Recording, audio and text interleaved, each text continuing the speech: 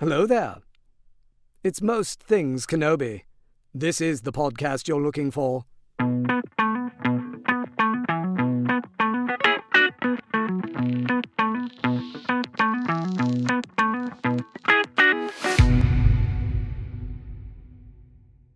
Hi everyone, welcome to another episode of Most Things Kenobi, a podcast about Obi-Wan Kenobi and all things Star Wars. I'm your host, Leanne.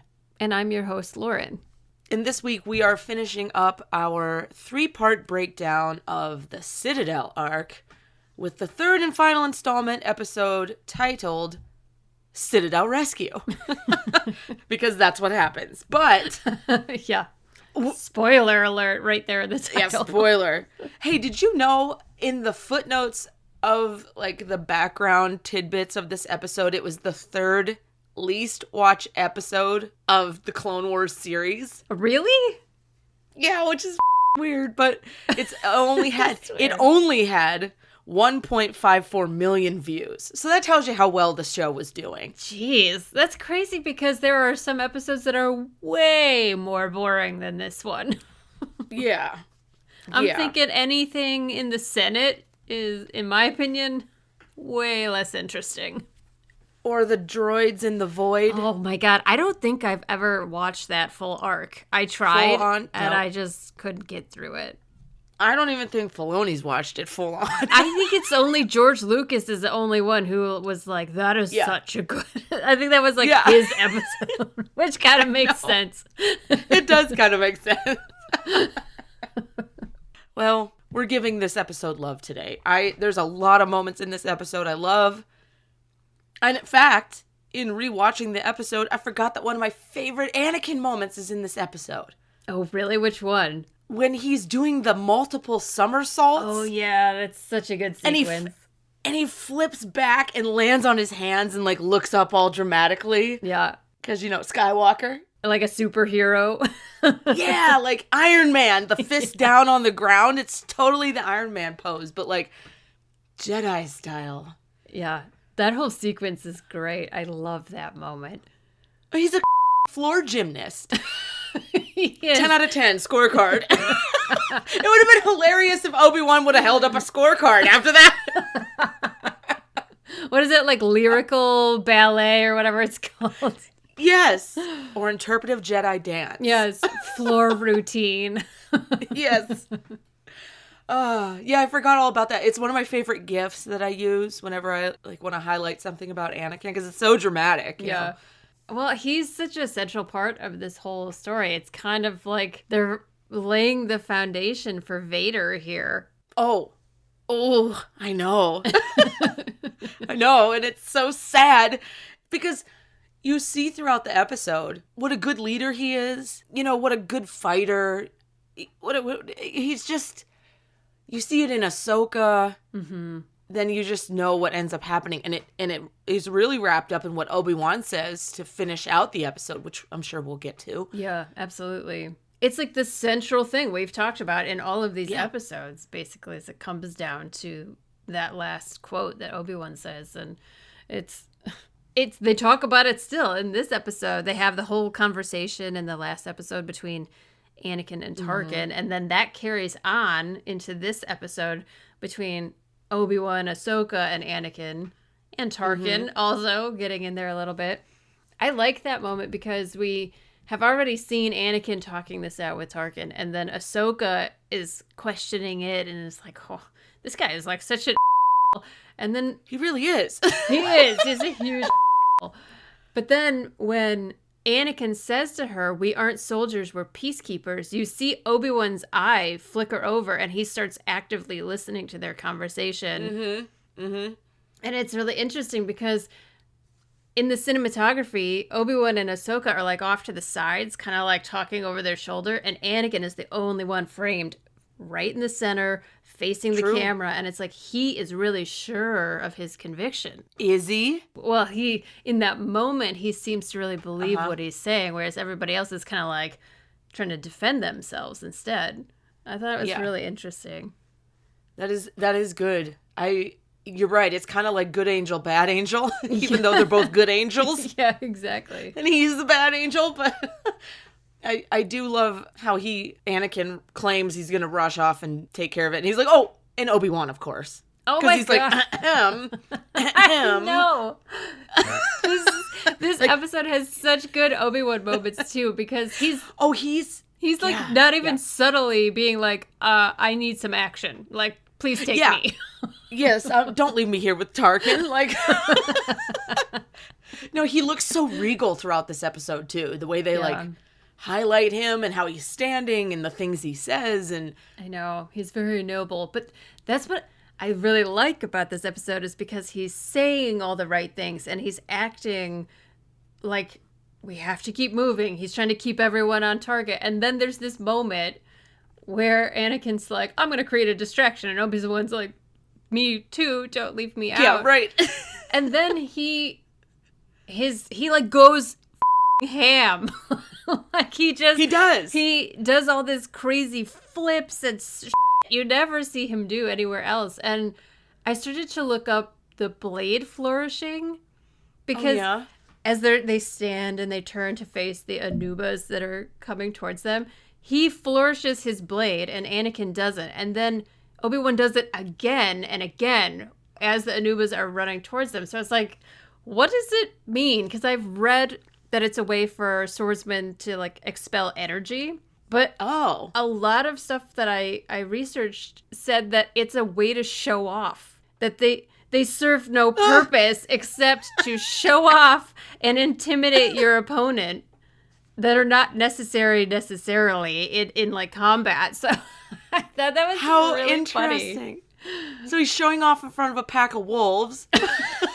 Or is he showing off in front of Anakin because he didn't let him come with him originally? Yeah, I don't know.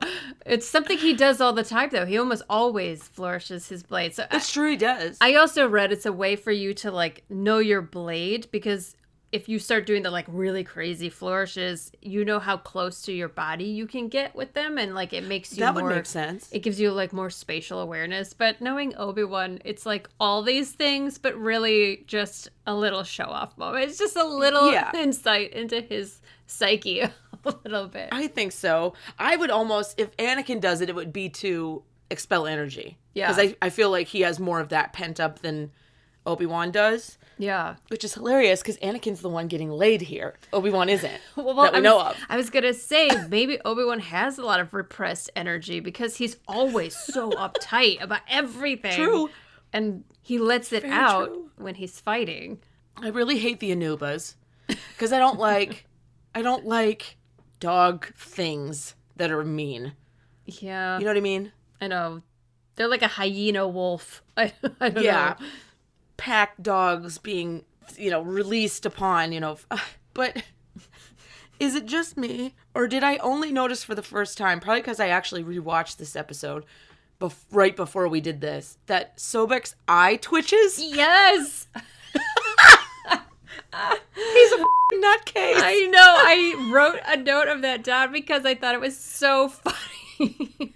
Did he do it in the other episodes? I can't remember. I don't remember. It was really highlighted in this one. I think and it's like when he's talking to Dooku, it's like the more pressure he's being put under, he's starting to twitch and lose his shit. Does Christopher Walken have an eye twitch? Because I gotta know. Oh my God. I love that whole like beginning with Sopik and Dooku, because Sopik's been ghosting Dooku for an episode and a half, and Dooku finally forces him to talk to him, and he's like, I was gonna call you, babe, but I just wanted to surprise you. I got all your messages, my phone was dead. Yeah, sorry. Exactly. I forgot my charger at work. Yeah, I forgot my charger. The Citadel doesn't have enough USB ports. Like, God.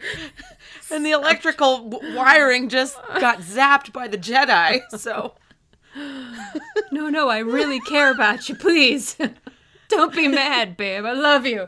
Your honesty is the only thing keeping you alive. God, I should have said that to the people who were ghosting me back in the day. Oh, God. You should have delivered it just the same way, too. Channel my inner Dooku. Oh, that reminds me. I wanted to ask you, I'm jumping ahead a little bit, but these coordinates that this whole thing was for, yes. right? obviously we know as the viewer that Palpatine is behind all of this. Separatist, Jedi, Republic. He's the puppet master of all of this, right? Right.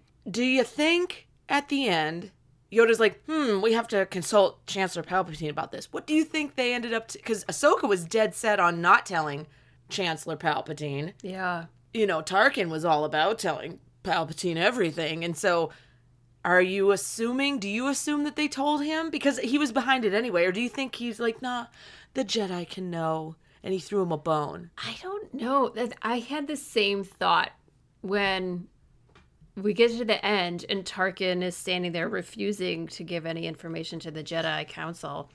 And I was thinking how Dooku is jumping through all these hoops to try and get the Nexus route back. And I'm like, Palpatine's going to have it either way. Yeah.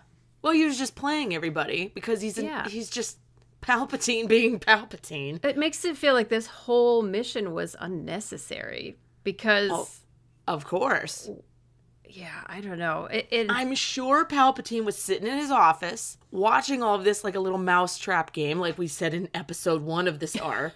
Right. Like, wonder how they're going to get out of this one. Let's watch. Yeah. If anyone dies, it better not be Skywalker. You know, I bet you the whole thing was a plot to get Anakin and Tarkin to meet. Honestly, that makes the most sense because if you start to really question this episode and like why, if Palpatine is behind it all, which of course he always is, why? Like all of it's totally unnecessary. Everything Palpatine does is so extra. Well, I mean, 100%. But Ahsoka said it. She said, why would they give the other half to this guy? Evan Peel had the information to begin with, right? And so he shared it with Tarkin so that... But if he had the info, doesn't that mean Evan would have had it all? Like, I don't know. I don't know. I'm getting confused. I don't know. Well, it's nice that Ahsoka got it because she wasn't supposed to be there, and she ended up being the most important piece of all of this. Because she's the one that was there with Evan when he died, because he does die in this episode, along with the countless other clones that they just leave.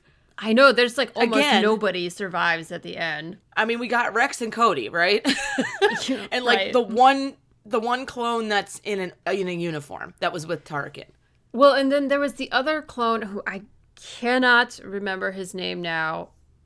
He has the helmet with the markings on it. It's got like the red triangle and the blue on the edges. Yeah. And Yeah, I yeah. can't remember which clone that is. I'm pretty sure he's the one who's like at the end in season 7. Unless it's the one who discovers the chip. It might be that clone. Oh, is it Fives? It could be Fives. It might be. I think it's Fives. Yeah, because it says right here, his stap is shot down by Fives. STAP. Sobek arrives on scene, determined to see his efforts succeed personally. There you go. Shot down by Fives. And then we have old Ahsoka with the lightsaber through the back, just like Anakin. I know. She very rarely do we see her kill a living creature. Yeah. And she kills And she did it for f***ing Tarkin. Tarkin. I know, right? Like, what? And she hates the guy. Ahsoka. And she still Yeah. saves his life because she's a good person. But then his response is, I see you've trained her well. Like, what the Yeah, no thanks or anything. He does say thank you. He does. Oh, he does? He says, Okay. my thanks, Padawan Tano. Like, choking Oh, that's on it, right. basically. That's right. Yeah. Yeah. She might be the only person he's ever thanked in his whole life. That's why she made it to the end. And he didn't. Yeah. Oopsie. He was a bitch when he had to take piggyback with Anakin down the rocks. He had to get one more jab in. This is ridiculous. And then he got carried down like a small infant on the back of Anakin. I laughed so hard. Tarkin literally gets a piggyback ride from Anakin He does. Skywalker. And don't you forget it. Right? Like, you know that when he and Vader are bickering in A New Hope, Vader is like, I have given you a piggyback ride. And carried you on my back before I had all metal limbs. Yeah. You whisper of a man.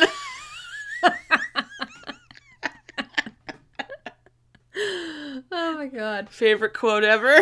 Yep, he is a frail whisper of a man. He's frail in his little Gestapo pants. I can't. I love how he's the whole time, too. He says, like, The whole what if your time. Jedi friends aren't there when we arrive? And Evan Peel is like, if you would just keep moving, you won't have to worry about that. Exactly. Less talk, more walk. Let's go, Tarkin. Like, I'm surprised Obi-Wan didn't deliver that line, because he was thinking it. You know for sure he was thinking, my God. shut the up or I'll leave you here. Like, Seriously. He even says as much later when Anakin and Tarkin are talking. Obi-Wan just says, let's keep moving, shall we? yeah. That's such a parent line. It is. He's like everyone's dad in this episode. Yeah. Yes. Although he does, you mentioned it earlier, he does do some fantastic flips, and he gets on those little air bikes. Yes. Those little, and he's chopping heads off of the droids and stuff. There's a lot of head chopping. It's hot. That goes on. It is. It really is. It's very sexy. Obi-Wan finally gets to, like, do some sexy stuff instead of just saying, we must keep moving. Yeah, right. This is his arc, though. He's been beautiful from top to bottom every single episode. Yeah. In this arc, in some well, like you said, they all look good. They do. I don't know. It's the lighting, the fire, the gas. I don't know. It's beautiful. The anger. Tarkin making everyone else look great by looking like an It's really true. It makes everyone else seem very tolerable. There's a moment where during the Anuba attack, a clone like saves Tarkin's life, and God. he just has no gratitude. Like later in Bad Batch, he's part of the decommissioning of the clones, and No surprise there. yeah, the man is all about self-preservation and survival. Yeah, and that's the ironic part. Because he doesn't survive. Right, it doesn't. And he's talking about like serving some greater purpose with the Empire, but really Doubtful. it's No. not. It's all about himself. He was going to be in it until he rose to the top. Because they all are like that in the Empire. Yeah. Literally. Crabs in a so bucket. annoying. Isn't that what you They call are it? crabs in a bucket. We have crab droids in this episode. Which are hilarious because that's Tarkin. He's a crab. It's true. What is the purpose of a crab droid? I don't know, because They they have seem, droidecas. They're the same thing. they seem to be able to go through the lava. I don't know. They Oh, yeah, maybe. Yeah. What, are they made of Beskar?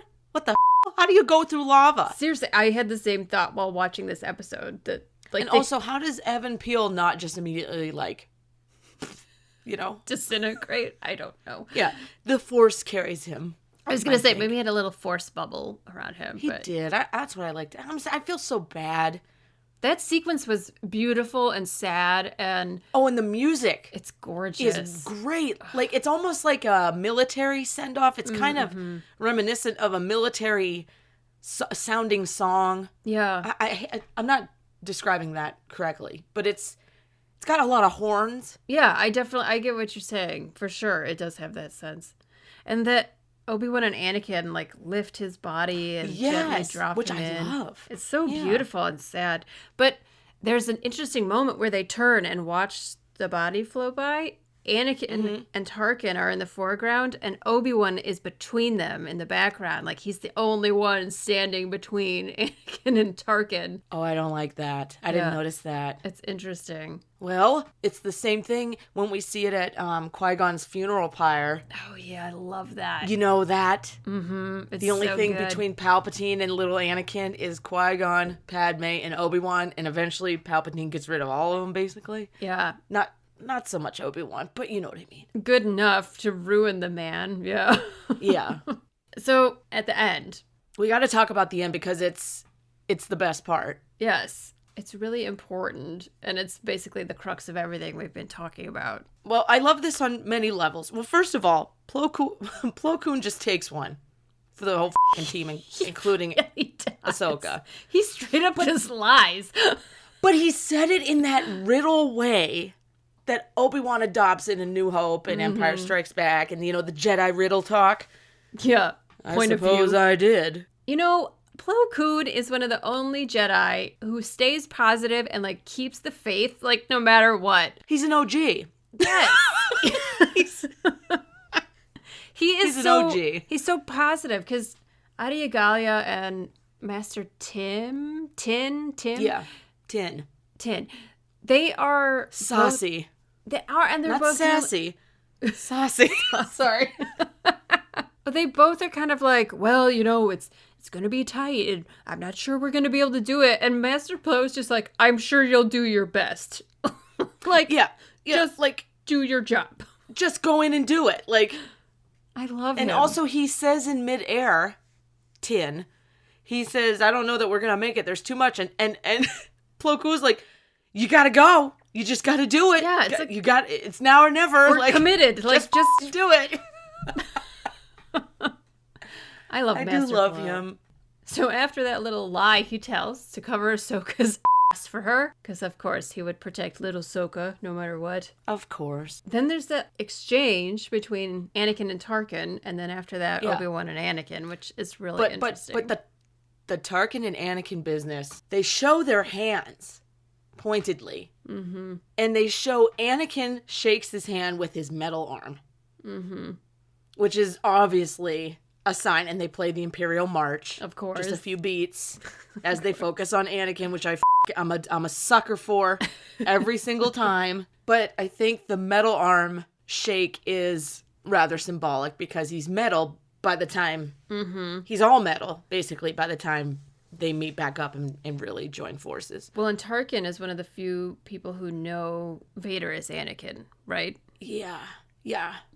Right? I think so. He's going to go talk to Palpatine. Thrawn knows, right? Isn't there... Thrawn suspected. I don't think it's ever said in the book. The Thrawn and Anakin, what's it called? Alliance or something? I read it. I can't remember the name. Sorry. But I think it's called Alliances. That he suspected based on Anakin's pattern of speech and dialect hadn't quite changed over to full Vader. There was still like young Anakin in it, and he knew Anakin before Vader, and his speech pattern and the way he held his lightsaber was indication. Interesting. Like, Thrawn picks up on the subtleties. Yeah, he's like a freak of nature. And I think he said to him something about like Skywalker something, and Vader at the time just turned on him. Just turned and left and didn't say anything. And like Thrawn's suspicion was never confirmed. Mm-hmm. But he was pretty certain. Yeah, but then Vader knew that he knew and nobody said anything, and it's great. So I'm wondering if Tarkin did the same.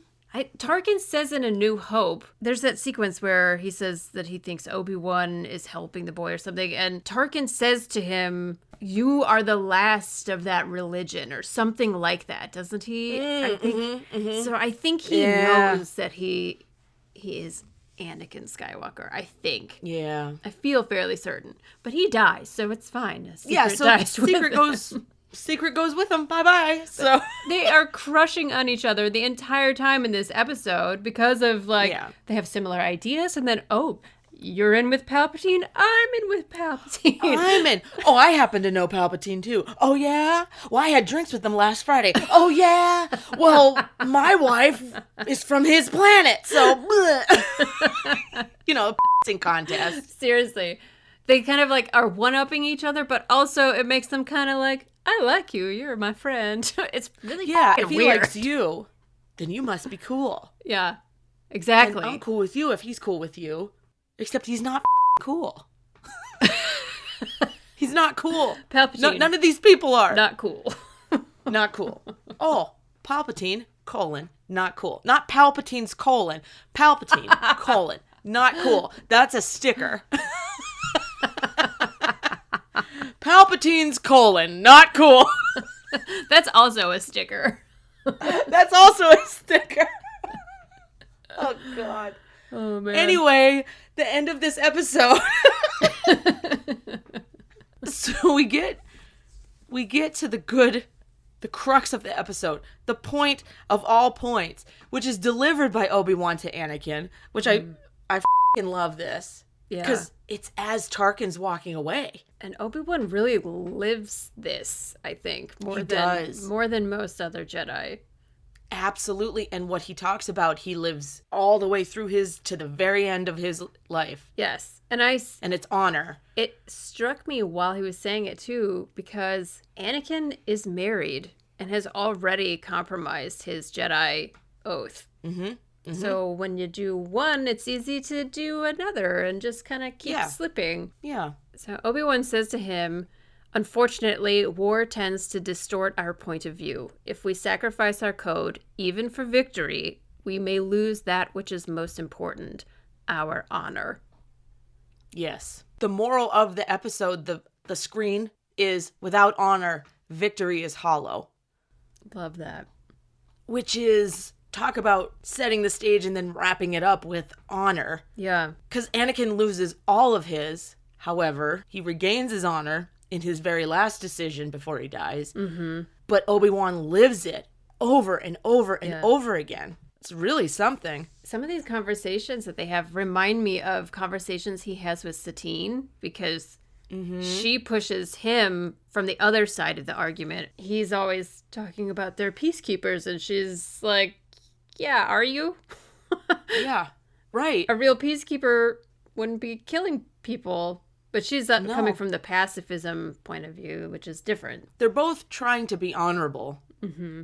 But Anakin reveals in his statement before Obi-Wan gives his final thought that we're going to lose that which we hold most dear or something. And I couldn't help but think that he's meaning, like, they're hinting at Padme in the length that he would go to save her in the name of disowning honor. Yeah. Yeah. And it's interesting, too, because honor, like Ahsoka and Plo Koon both lie in this. And I know it's implied that Ahsoka becomes the most important part of the mission, having the information. But look how she came about it. Exactly. So it's like she that is not necessarily honorable, how she joined the mission and how she... Well, that's why she said to Evan Peel as he's dying, I shouldn't be listening to this. I wasn't even supposed to be here. I cheated to come here. Yeah. And she knew it was wrong to be the one to take the codes. So I think she learned that lesson on her own, hopefully. Right. But weird through that moment. That she doesn't, like, say that when Anakin calls her out right at the end. She just stands there and, like, lowers her head. And then Plo Koon is the one who's like... Well, she knew.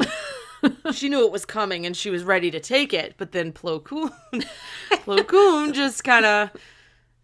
all these he's going to save my ass. These honorable, lying shit Jedi. Well, it begs the question. There's so much gray. Right, for sure. In all of this. You know, sometimes making the wrong decision and going about it the wrong way, like Ahsoka, is beneficial. It turns out okay in the end. And then there's the opposite where you think you're doing the right thing, Anakin, and you fuck up an entire galaxy for decades because of it. That's such a good point. Although based in selfishness and fear, his going into trying to save Padme was out of love for her and a little bit for himself. Yeah. Again, fear-based. We could go back into what he was raised and all this. At the end of the day, I think he did it to do a good thing, and he sold himself to do it and was never able to do it. And then there's Obi-Wan, who never sold himself, not once. And, you know, what did that result in? All loss. And Ahsoka's kind of in the middle. She straddled the line. This is such a brilliant point you're making, because it's kind of actually pointing out you're if you do and if you don't. Well, that's what I'm saying. Like, is the Force really at work? Or it's the old the Vikings.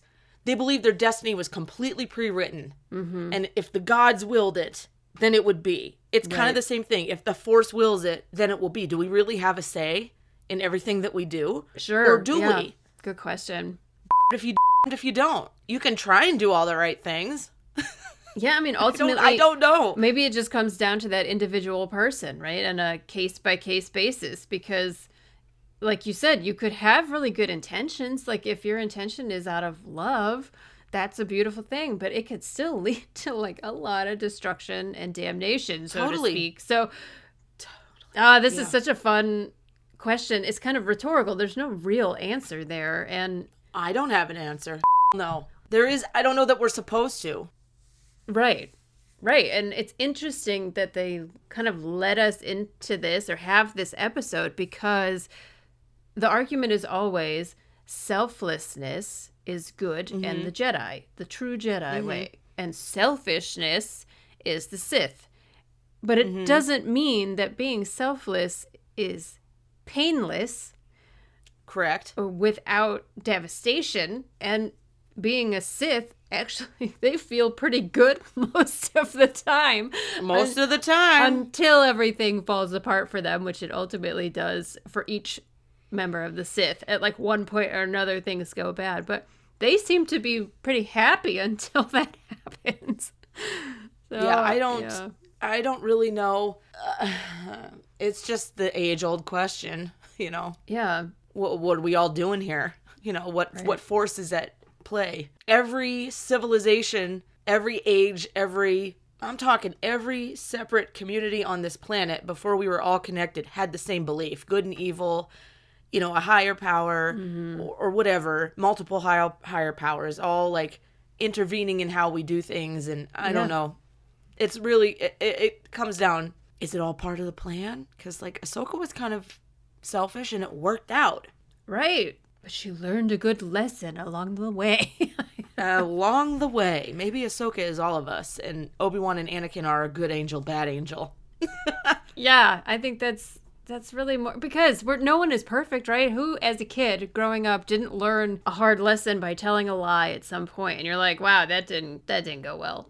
Or yeah, you know, maybe it did go well and you keep lying all your life. It's like it ultimately comes down to a choice. Like, what kind of person do you want to be? Whatever the outcome, you know, because no one's guaranteed a good ending. Star Wars with all these deep questions. Star Wars. I'm telling you. I feel like we just talked in a circle and I don't even know what my own point of view is. Well, it's a certain point of view. Yes, but what is it? I don't know. Welcome to the Citadel of life. Watch out, Christopher Walken might arrest you. Yeah. Needs more cowbell.